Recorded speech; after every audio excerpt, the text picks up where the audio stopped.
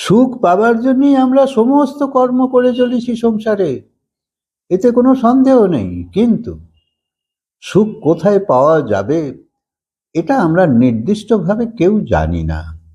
তাই অনেক কিছু থেকেই আমরা সুখ চাইছি, কখনো এটা, কখনো ওটা, কখনো ওটা, কখনো ওটা। কিন্তু তুমি তো ভুলেই গেছো যে তুমি হলে আত্মা, আর তোমার নিজস্ব সুখ হলো ভগবান শ্রীকৃষ্ণতে আছে। তাই এই শরীরকে নিজে মানার জন্যে, সংসারকে নিজের মানার জন্যে, এই শরীর মারফত সংসারে সুখের পেছনে দৌড়ানোর জন্যে আমরা অনন্তকাল ধরে সুখ থেকে বঞ্চিতই হয়ে আছি।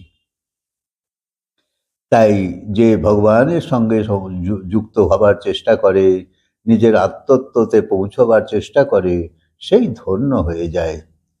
কিন্তু আমরা সবাই উল্টো রাস্তায় চলেছি। সংসারে সুখ আছে, সংসারে সুখ আছে, কিন্তু সংসার তো আসলে অশান্তির কেন্দ্র, আর এই অভিজ্ঞতা তোমার সবসময় হচ্ছে। কিন্তু তা সত্ত্বেও তুমি সত্যটা নিতে চাইছো না। সত্য তোমার থেকে ঠিক দূরেই আছে। স্বামী স্ত্রী একে অপরকে নিজের অনুসারী চালাতে চায়, যে যাতে সবকিছু বজায় থাকে। সন্তানও তাই, তার মতো চলো। দেখো না যে তোমার কথা সবসময় শুনতে রাজি নয়, সেও বিরোধ করে। বিরোধ করা অর্থে এটা আমার পছন্দ নয়। তাই কোর্টের জজও সেই রকম করে, সাক্ষীদের মতামত অনুযায়ী সাজা দেয়। তো অনেক সময় ভুলও হয়, কারণ সে যা শুনছে তাই বলছে, প্রকৃত জানে না। অনেক সময় ন্যায় হয় না। তাই ভগবান সবাইয়ের ভেতরে থেকে সবাইয়ের আইডিয়া নোট করছে, তাই সে ন্যায় করতে পারে।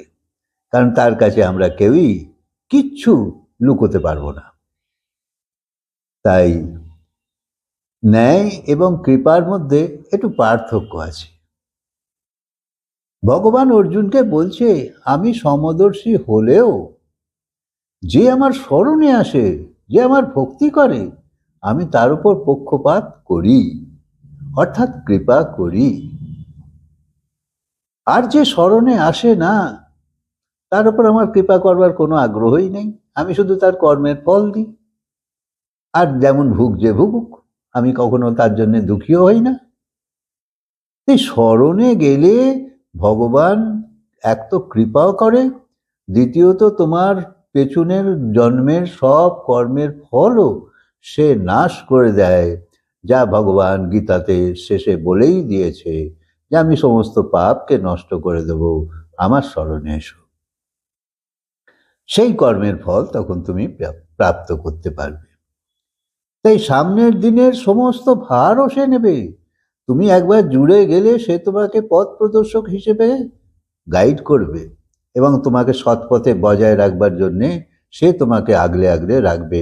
এই হলো ভগবানের মহিমা।